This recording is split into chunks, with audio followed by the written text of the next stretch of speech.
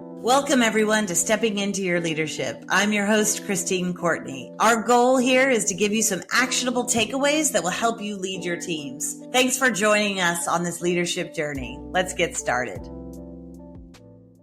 Hello, everybody. Welcome to the Leadership Studio. I am thrilled to be back with my buddy, my partner in crime, Greg Shamie's here with us today. It's been a while, Greg. I know. I've missed you, Christine. I'm very happy to be back. Thank you. I thought maybe, my performance wasn't a good enough level to be invited back. Yeah, you're just so dang busy all the time. It's hard to get you scheduled. So I'm thrilled to have you here because it's going to be an exciting day because we're talking about expressives. In the workplace. Oh, expressives. There's going to be a lot of energy today, people. If you're listening, I hope you're ready for it. You've had your caffeine to be able to keep up with us today. A lot of exclamation marks. A lot of exclamation marks. I mean, I am just loud and I'm a lot of energy. And so that is the expressive in a nutshell with a lot of exclamation marks. It's true.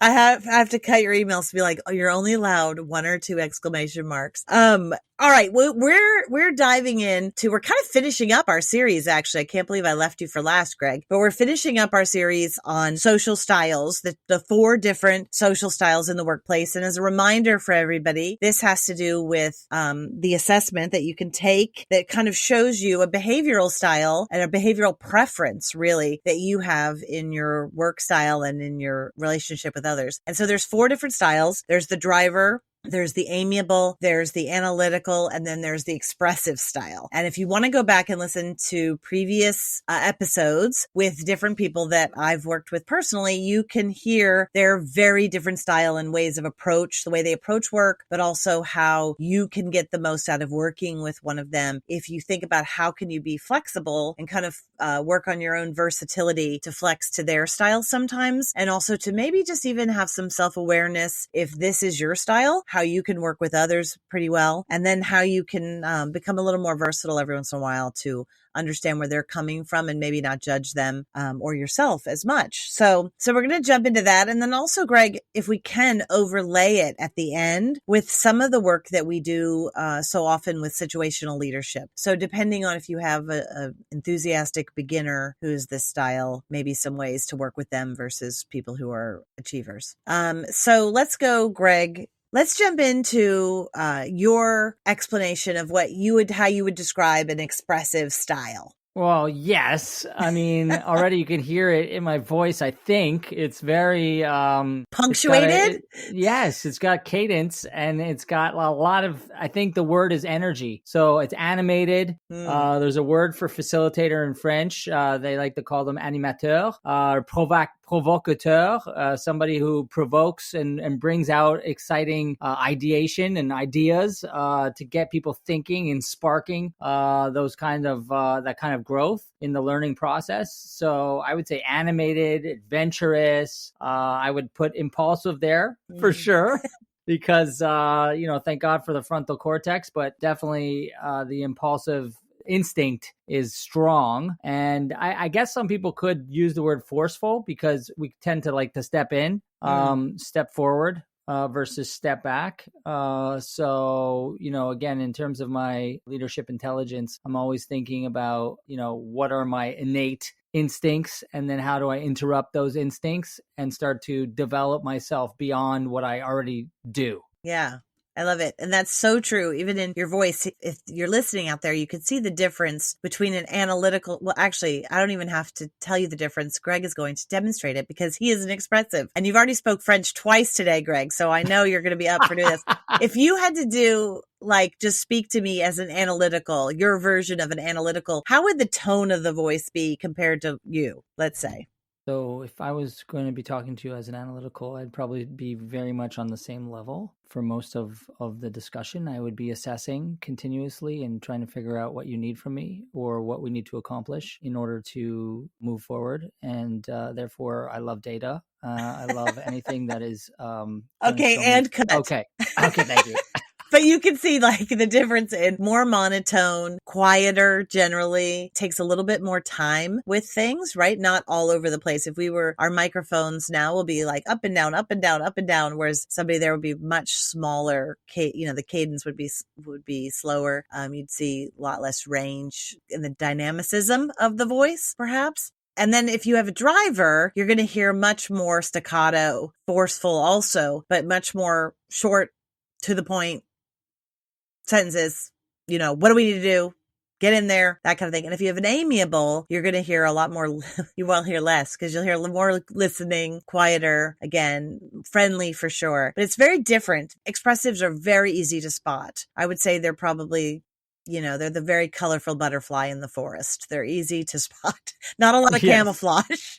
No. And I think there's a lot of smiles. Yes. Again, if you were watching this versus watching maybe more of an analytical or any of the other quadrants, you would see less facial expressions. Like the facial expressions, the smiling, the energy on expressives is very expressive. Yes. I think that's why they labeled it expressive.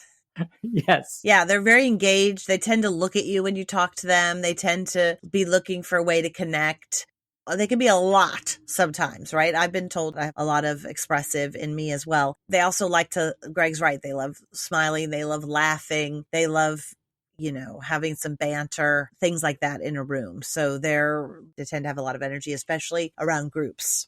So that's how you see them. They're probably, like I said, one of the easiest to spot, but it can be difficult to deal with, especially if you are at the opposite ends of the spectrum. So if you are an analytical type, which is the opposite of an expressive, it can be difficult because you can imagine how that person who is much more thoughtful, much more careful with their responses, much more detail oriented can be frustrated often by the kind of intuitive, forceful spontaneity of an expressive style in the workplace. So when you thinking about that, Greg, what are some things that help, whether it's drivers or amiables or analytical people, what are some things that they can do if they work with you to kind of meet you halfway? Like, what are some things that you appreciate about people working with you? Well, I think the first thing that comes to mind is not judging. Because I do think people their first impression is like, oh my God, right? Is this real? Is this energy real or is this totally fake and pushed, right? And then as they get to know me, they realize, oh my God, it's real. And I think that's part of what makes me effective as a facilitator and someone who's continuously trying to create a safe environment for my participants to thrive in and learn in and grow in, is that it's authentic. Like the energy, it's full body, full being, completely all in, and that will continue. And what's really interesting is that it doesn't mean I don't not have moments where I'm quiet, calm, not energetic. And it doesn't mean I don't have, that as well. So like, it's a very interesting thing. It's just my innate being is energetic and very expressive. Yeah. Right. So I think it's fascinating working with other people. And I always one of my big things is to meet people where they're at. Right. So continuously assessing where someone is at, not judging, and just meeting them there. And so part of my approach is to meet someone where they're at, regardless of what their innate quadrant is, and that really works for me as well. If people are going to meet me where I'm at, I start to connect. Yeah, and I think that you have a lot of obviously you have a lot of natural versatility in the workplace. You're very good at being able to see where others are at because that's your job. I mean, and it's your job because you're good at it. Do you know what I mean? Like you go into a place when you're facilitating and you can see a room full of all these different behavioral preferences and styles and somehow bring them to get to work together. And it makes sense because expressives tend to be really good workshop facilitators or leaders. They tend to be good at leading brainstorms or meetings. So in the workplace, you may not have facilitators like we do, but you definitely have people that can run portions of meetings or okay, guys, let's wrap up this day if you have a full offsite. And somebody who's your expressive is one who will raise their hand for that kind of opportunity. And they tend to be good at it because they have probably been doing it their whole lives. They probably have been doing it in their families. They were expressive around the table, or they were part of tables, at dinner tables that were already expressive and had to fight for their voice, or they were the one who brought the family energy together or brought it up in a family reunion or whatever it is. So I can imagine you, Greg, when you go home to your family, I bet you do a lot of that for them as well. Yes, we have our family reunion every year, and I am at the center of it, getting everyone around in the circle, the big circle. And there's so many of us, we're like 50 of us, and it's incredible. But yeah, your description is right on.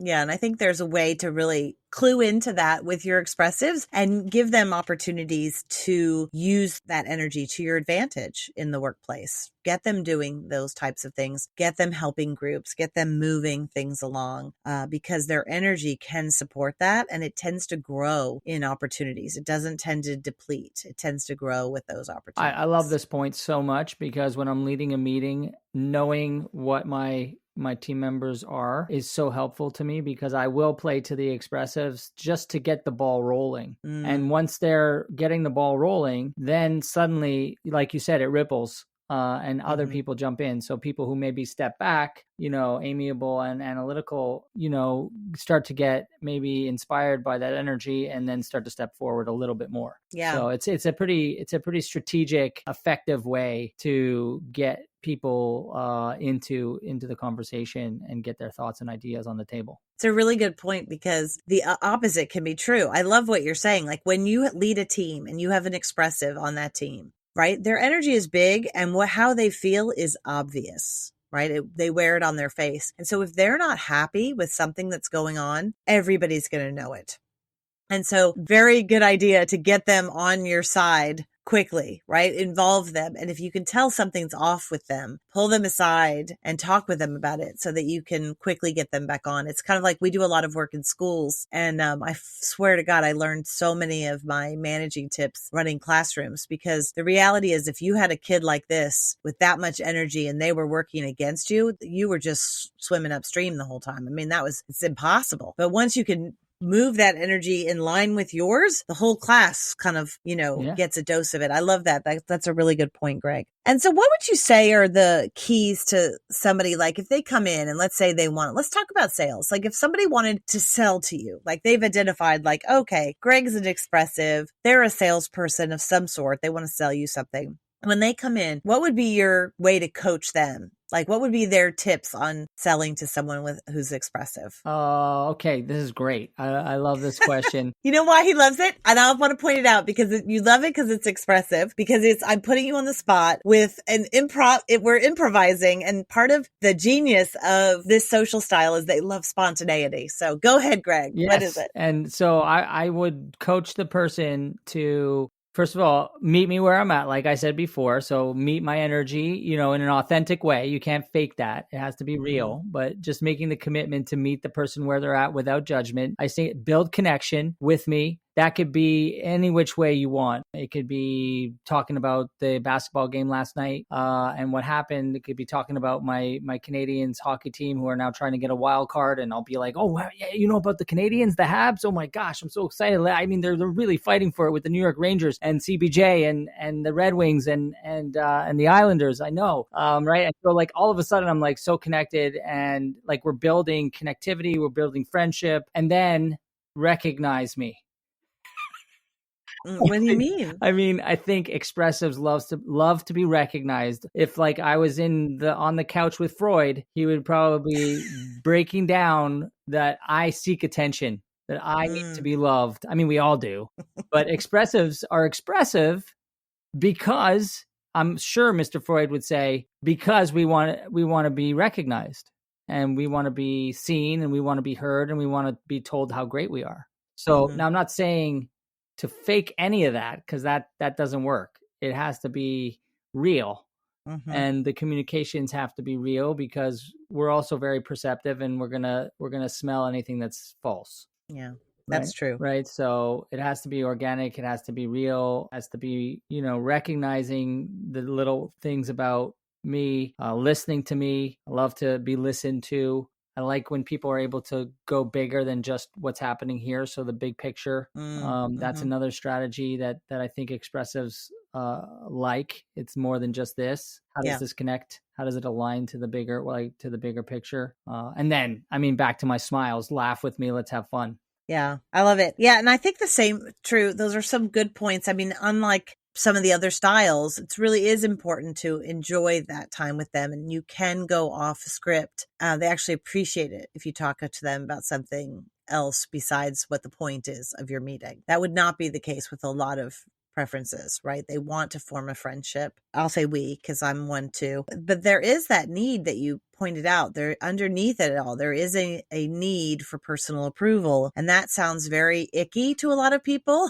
But there's a true need there, right? For some other social styles, that need might be around safety or security. But for this, it's definitely about personal approval. And so there's that idea of recognizing their contributions, very, very key. A lot of salespeople tend to be in this quadrant as well. So if you have sales folks, not all of them, there can be salespeople in every quadrant, but they tend to be over here because they can form a friendship quickly. And expressives can, you can laugh with them. I think that's also a good trick. They're not so uptight. They can, you can kind of have a good time. And they appreciate that part of it. So I think that's true. If you had these folks, let's say you were their boss, how would anything differ in terms of how they could try to flex their style to work with you? Is there anything that we haven't touched on that you can think of? It's a good one. I'm always thinking about development, right? So like I was saying earlier, knowing my self-awareness is huge in my emotional intelligence. And so knowing what my instincts are, right? But then also helping my team members know what their instincts are so that they can then expand beyond those instincts. Like we become so much more when we work against those patterns that we see, right? So intervening with any patterns that I'm seeing. So even though I'm an expressive, because I'm working on myself all the time, in a meeting, you'll see me step back a lot, but I'm doing it on purpose because my instinct is to step forward and to answer everything and just continually express myself throughout the whole thing. But then I'm like crushing everybody else and stepping on people and not giving them space to be able to share. So the self-awareness piece, I think, would be really interesting. That's what I love about leading a team is getting to know each of the different dynamics of each individual. And then how do you bring those individual energies together to form the strongest unit? And that becomes very exciting to me as a leader of people and something I'm always fascinated with. So back to your question with expressives, if they're stepping on people, if they're pushing forward too much, I'm going to help them become aware of what that energy could be doing to others. And then I'm going to ask them questions around what could they do to try and expand beyond that and see what happens if it's outside of what they feel is their comfort zone. Great. Does that make sense? Yeah. Yeah. I think, when you kind of weave on top of it, if you had enthusiasm, like we talk about situational leadership model, and as a reminder to everybody, there's lots of our episodes are on that because I think it's such a great way to learn how to, a model for managing people at different points of wherever they are. When Greg says, I try to meet people where they're at, situational leadership is a big part of how you can learn to do that if it doesn't come naturally to you. And one of the things, that first quadrant is when someone is in the development level of an enthusiastic beginner, like they're brand new. And if you have an enthusiastic beginner that also happens to be expressive, they're very enthusiastic. So you don't have to motivate them, right? But you just have to kind of like let them, go and see if you can give them what you were talking about, which is, can you recognize their contributions right away and say, this is great. This energy is great. Form kind of a friendship with them or a warmth, approachable way of being with them. That works pretty well for giving feedback to somebody who's expressive. Where do you see when they get into the second one, which is disillusioned learner? I think what also can be tricky about expressives is that expressive thing can even seem more dramatic, right? So them being disillusioned or being bummed out or realizing like, oh man, I got a lot to learn. That can feel to you like, whoa, what just happened? Like their energy, even if they're down, that energy is going to feel really big, right? Yeah. So any coaching tips for somebody working with an expressive who's in that moment of learning that's just hard, that second quadrant? Yeah, I think giving them the space to actually talk about what's weighing them down and what is deflating their energy, I think is a huge coaching tip that has worked for me. And I would, definitely advocate doing.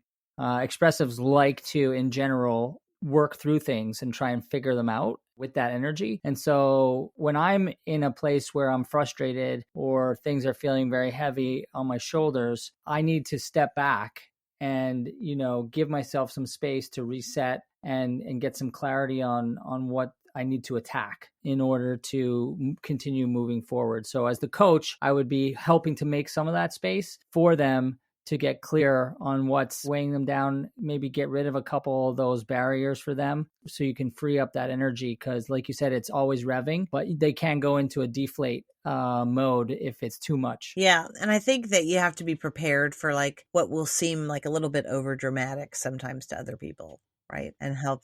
Yes. The drama is a key part of us. We are very, in general, dramatic as expressive. So, oh my God, you wouldn't believe what's happening to me. Right. But even just giving the person a chance to share what that is. Oh, this person's listening to me. Oh, this person is lighting up and laughing with me around some of the difficulties I'm experiencing. I'm feeling a little bit better about it. And then as the manager, I'm also giving some clarity to me on what I need to do next, so that I can really go after A, B, and C. Yeah. I think that highly supportive behavior too can also be very inspirational with this type. So this is when you can pull out your kind of inspirational coaching of, you can do this and you can make it a little more dramatic. I know that you've been working hard on this. I know, notice the things that they have improved on, in this sense, but also don't be afraid to give them quotes, or don't be afraid to give them, kind of little inspirational books even, or things that would be kind of short and sweet coaching that you hear, on great television shows like, you and I love Friday Night Lights and Coach Taylor's more inspirational speeches. But this will be a good time to help with somebody who's kind of down in the dumps like this, or especially that little action you take to share something like that, would show me, oh, wow, it just like gives me another perspective, but it also shows me you're caring about me. And that will also spark me. Yeah. So I love that idea. I think it's brilliant, Christina. And I think it's a definitely very effective strategy. Then when we get in, let's say you have an expressive employee who's in the support, like in the behavioral style of capable but cautious contributor, meaning that they're starting to get it, but they're a little bit nervous about taking risks.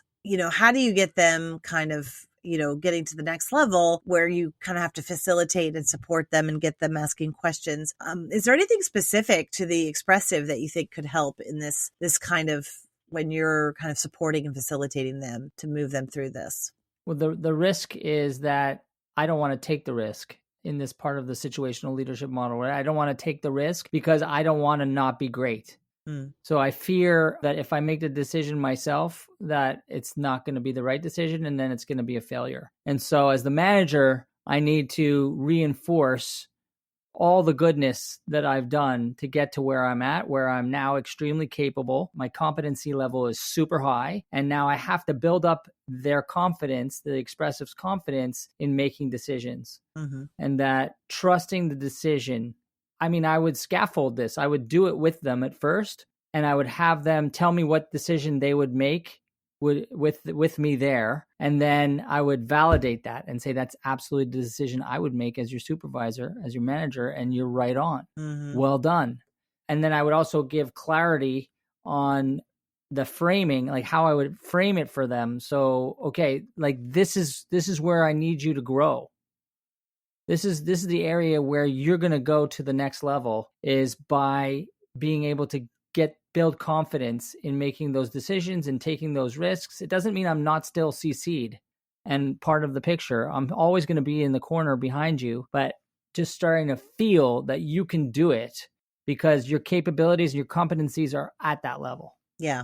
Good. And two other things I would just add to that, or ideas that you sparked for me anyway, are one is that they have a really good gut instinct. They have really good instincts. They tend to make decisions on instinct. So there might be a part of them when they've gotten to this place, let's say of a capable but cautious contributor, where they're not trusting those instincts as much, or they're questioning, like, maybe I need to have more data to support myself. Who knows what it is? But I think if you can get them back in touch with how good their gut is, generally will be helpful. And two, thinking about the bigger picture, like taking them out of, okay, let's look at the bigger picture here. What's the bigger picture? Because these folks love a theme. They love to see a pattern. They love any of that kind of managing, which can be really insightful. And I think if you can clue them back into that, they may have lost their way with it a little bit. at least lost confidence with it. Yeah, I think that's right on.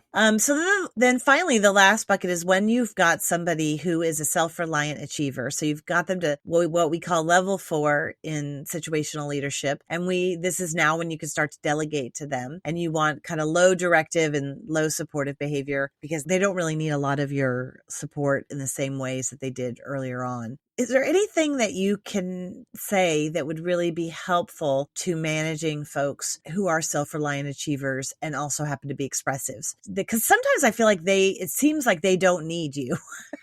And so sometimes with those, you let them fly. I always say, let your fast horses run. Like there's something about letting them be their full selves and not taking credit for what they've done. But what are some things that you should keep in mind when managing these types of folks? I think you have to keep back to our awareness piece, keep an eye on their energy, because when it does start to ebb, that's when you want to step in and validate and give specific praise. Let them know that they're still being admired and that they're making tremendous contributions. I think, and the more specific I can be, the better. So, we framed it like now you've gotten to the point where you are this self-sufficient contributor and I'm still in your corner, but I'm going to again step forward when things start to get too heavy for you or you come up against something you don't know how to maneuver or decide upon, so that it becomes very collaborative.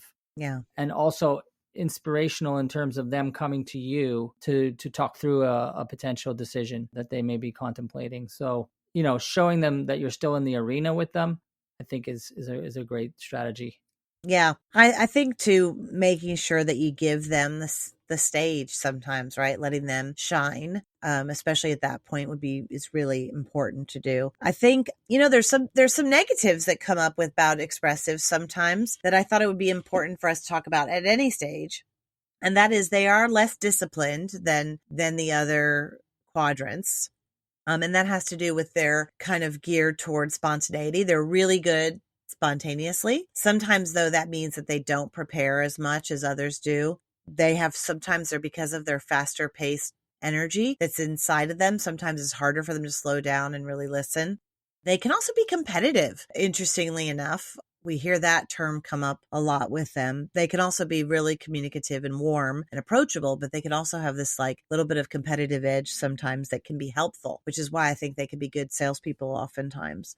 So on some of these things where maybe they need to get more details or get more to check in with others, how do you coach somebody who's not necessarily good at some of those things? Like if they are less disciplined, if they have a hard time sitting through, let's say, a meeting that's going to be all numbers focused and very quiet and not well facilitated, they're going to get antsy. Like what are some things that we can do to help those parts of who they are? Well, first thing that came up for me when you said less disciplined is that means they need more structure. And I know I love structure. So it actually creates the freedom that comes with being an expressive, but without it, it's wild. Yeah. Right. So I need my manager to lead me, to be there for me, for my one-on-ones. I need my manager to hold true to the structures that are in place in order for us to keep playing the game at a winning level. And anything you can do as a manager for your expressive around structure, I think is fantastic. Yeah. Because they're going to act like they can do it really well, but they need to have it. They need to have it broken down, and they need to have the system so that then they can be free of that. You know what somebody said to me once, and it's so true, is like the mind that created the chaos is not the mind that can always create the structure. Because sometimes I'm like, I need to figure out this structure. And I had someone say to me, you don't need to figure it out. You need to get help with someone else helping you figure it out. And I'm like, that's so true. Yeah, that makes total sense to me, especially as an expressive, because that's not our forte. Right. But because we're so strong, right? I would call my niece strong and wrong, because she would come into a situation no matter what, even if she was right, but she would come in just strong and whatever it was. So sometimes as expressives, we can seem intimidating to say, hey, listen, it's not this, or I think differently, but we do appreciate it when we learn something. So it is necessary for someone to say, hey, let me help give you some structure or some discipline around this. I think that's a really good note. Yeah. So as the manager for that first point, it's my job to infuse the structures, right, for my expressives. I think that is absolutely necessary. In terms of slowing down and listening, I think that's definitely a challenge for expressives. And so that's something, again, in the self-awareness bucket, always working on, always trying to intervene with, be intentional about. And so as a manager, anything you can do to help the expressive slow down, break the pieces apart, and then get clarity around that with the idea of improving their active listening abilities, I think is a win in that negative aspect. You mentioned something earlier about how it's natural for you to step forward and step in and answer a question if you're in a group and you're in a staff meeting or something and somebody asks a question, you're not going to let there be a lot of silence, right? You're going to help out who's ever facilitating it by jumping in with something, which is always appreciated. But I think sometimes in a group we can steer the way something goes, and if you have a lot of introverted people, for instance, in the room, it can be difficult for them to speak up in the midst of a lot of expressive people. And so I think listening to you, you mentioned that. I think there's some ways that I have had to tell myself this in the past. I mean, it's embarrassing, but I will say to myself, all right, Christine, you can only speak 3 times during this meeting, or you can, and whereas some behavioral preferences, I have to say, you have to speak at least once in this meeting. You never have to tell an expressive that. Yes. That's exactly true. And that's a great thing to give yourself. If you know that something you do innately is that step forward piece, so that you give yourself a parameter. Yeah. And that you can, listen first to what someone is saying before you just jump in there trying to convince them of another way. Yeah. Did you have another thought? It looked like just that final bucket that you brought up on the negative side for expressives, the competitive piece, I think is actually a really phenomenal piece to play with, especially in sales, if you have sales folks who are expressives. But I think expressives in general love to compete. And like, for example, if we go to the sports arena, I love when it's like everyone's watching and I have to perform. Yeah. So anything that has to do with competition and spotlight, if you can create that in a positive way for your team members who like that, I mean, that's really gonna help them strive for more. So what do you mean in a positive way? Because I know you and I have a shorthand for that, because we're both competitive and like that kind of fun competition. But there is a line that sometimes people get nervous about. How would we break down what that means exactly? Like if you could do that in a positive way, what does that mean? Well, it's a great question, but I think my definition of that would be if the person is enjoying it, which is connected to the comfort zone, but then expanding just a bit outside of the comfort zone, right? That whole zone of proximal development piece, which is to push your players outside what they're capable of just a little bit, so that they're striving for more, but not so much that they shut down. And so again, as a manager, I'm always assessing kind of the strengths and areas for growth of my players, their different behaviors and innate stepping forward, stepping back, or what have yous. And then I'm trying to figure out how to light them up in a positive way around helping them step out beyond just what they have been doing up to this point. Yeah, and I think if you're using healthy competition in the workplace, I think it is such a key thing.